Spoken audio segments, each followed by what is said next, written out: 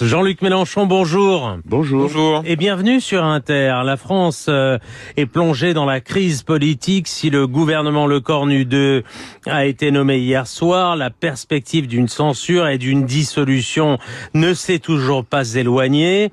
Ça, c'est pour le contexte français. On va parler dans quelques instants de la situation en Israël, de l'immense émotion, alors que les otages sont en train d'être libérés par le Hamas. Mais d'abord, Jean-Luc Mélenchon, ce nouveau gouvernement, on connaît désormais les noms des ministres de Sébastien Lecornu, le préfet de police Laurent Nunez à l'intérieur, l'ex-PDG de la SNCF Jean-Pierre Farandou au travail, Gérald Darmanin à la justice. Je m'arrête là. Quel regard portez-vous sur cette équipe gouvernementale ? Monsieur Demorand, si vous me le permettez, mon premier mot sera pour m'associer au bonheur que ressentent les familles qui vont retrouver ou les prisonniers ou les otages. Et pour nous, les Français, qui avons été si impliqués de cœur, d'esprit, dans tout ce qui s'est passé, il faut que cette journée soit une journée de joie partagée, mais aussi de méditation, et pour ceux qui sont croyants, de prière, pour nos morts, et la fin de cet affreux massacre qui dure depuis 2 ans. Puissions-nous enfin, je pense que Pierre Aski vient de faire un très bon résumé des données de la situation, sortir de là, et bien comprendre que, moi je l'avais dit le premier jour par expérience, peut-être du temps, la violence ne produit que de la violence. Jamais aucun conflit n'a été réglé par la guerre, il n'a été qu'envenimé. Jean-Luc Mélenchon, on parlera dans un instant. Excusez-moi de perturber. Non, mais on parlera du gouvernement dans un instant, mais puisque vous allez sur la situation à Gaza, sur la libération des otages israéliens, c'est évidemment une immense émotion. Sauf que quand on a lu et vu un certain nombre de vos réactions, de celles des insoumis, vous avez par exemple écrit sur X, Jean-Luc Mélenchon, une fois de plus, les Palestiniens devront subir un nouvel ordre politique étranger concernant le plan de paix ordonné par Donald Trump. L'eurodéputée insoumise Rima Hassan a parlé d'un plan de paix à la dimension néocoloniale et néolibérale. On entend ce que vous dites ce matin sur ce bonheur de voir les otages israéliens libérés. Est-ce pour autant difficile de reconnaître le succès diplomatique qui permet cette libération des otages? Bon, pour les félicitations, les congratulations et l'autoréjouissance, on compte sur vous. Mais les gens sérieux qui ont à se préoccuper du futur, comme vient de le faire Monsieur Aski, à l'instant même, oui. Il vient de soulever toutes les difficultés que rencontre la situation. Et je vais vous faire remarquer un mot.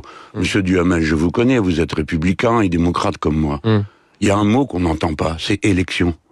Quelqu'un a l'intention, un jour ou l'autre, de demander aux Palestiniens s'ils vont ou non voter pour choisir leurs représentants, et ainsi de suite. Maintenant, si vous m'interrogez... Pardon, Jean-Luc Mélenchon, mais qui est responsable du fait qu'il n'y ait pas d'élection Eh bien, vous allez nous le dire. Oui. Mais moi, ce que je sais, c'est que je souhaite des élections. Voilà ce que je sais. Ce qui compte, Monsieur Duhamel, oui. Votre position et la mienne, il faut bien nous comprendre. Vous êtes un observateur et un commentateur. Moi, je suis un acteur. Et comme homme politique, comme responsable de ce pays, la France, je dis que la solution passe par le fait qu'on demande au peuple ce qu'ils pensent de leur propre destin. Que ce soit en Ukraine, que ce soit en Palestine ou ailleurs. Maintenant, si vous voulez regarder l'ordre qui est proposé, je rejoins tout à fait ce qu'ont dit mes camarades. Mais c'est pas le jour. Aujourd'hui n'est pas le jour. On commencera à discuter à partir de demain, et que la discussion à Sharm el-Sheikh aura avancé. C'est-à-dire que, imaginez qu'on va régler le problème sans prendre l'avis des Palestiniens, sans qu'on s'accorde sur la formule de « il y a 2 États » ou « il y en a un seul » entre Palestine et Israël. C'est une vue de l'esprit. À ce qu'il vient de dire, pardon, c'est pas souvent que je suis d'accord avec lui, mais il vient de dire, si on n'a pas une solution ou un cadre ferme, on est sûr qu'on prépare d'autres catastrophes. Je pense comme lui. Jean-Luc Mélenchon, une question très précise. Vous dites, c'est pas le jour... y passer la matinée. Non, mais c'est important, et certes, ce n'est pas le jour des polémiques, mais comme vous avez vocation, ou du moins vous le souhaitez, à exercer le pouvoir, c'est important d'avoir votre regard là-dessus. Est-ce que, et c'est une question qu'on a souvent posée aux Insoumis avec parfois des réponses assez floues, est-ce que vous êtes favorable à la démilitarisation du Hamas ? Je suis favorable à ce qu'il n'y ait plus d'armes du tout, ni de guerre. Pourquoi, monsieur, oui, ça, vous voulez... Tout le monde est favorable à ce qu'il n'y ait plus de guerre, Jean-Luc Mélenchon. Non, il n'y aura pas de polémique ce matin. Ne cherchez pas, vous n'y arriverez pas. Parce que sinon, je vous répondrai avec le droit international, que vous ne connaissez pas. Parce que vous parlez, mais vous ne savez pas. Oui. Vous ne savez pas que le droit international reconnaît dans les pays ou les zones qui sont occupées par une puissance étrangère, et Gaza est considéré comme une telle situation. Gaza n'est pas annexé par Israël, même si la Knesset l'a voté, et reconnaît le droit à la résistance armée. Par conséquent, ni vous ni moi n'y pouvons rien. La solution ne consiste donc pas en France à se jeter à la figure des hypothèses qui nous conduisent à nous affronter, mais à voir comment nous pouvons contribuer à une paix durable. Jean-Luc Mélenchon, c'est pas une question ni de polémique, ni d'affrontement, non. C'est le fait de voir que la dernière fois qu'il y a eu des élections, c'était en 2006, le Hamas a été élu à Gaza, et la question qui au fond concerne les jours et les semaines à venir, est-ce que vous considérez que le Hamas est encore légitime comme acteur d'une éventuelle gouvernance palestinienne, ou est-ce qu'il est disqualifié et par conséquent, il faut qu'il soit démilitarisé? La question est assez simple. Mais je viens de vous répondre, et si vous voulez, on va en rester là. Je ne veux pas polémiquer avec vous. Si vous partez de l'idée qu'une élection n'est valable que quand on connaît le résultat, alors monsieur, posez-vous la question pour votre propre patrie.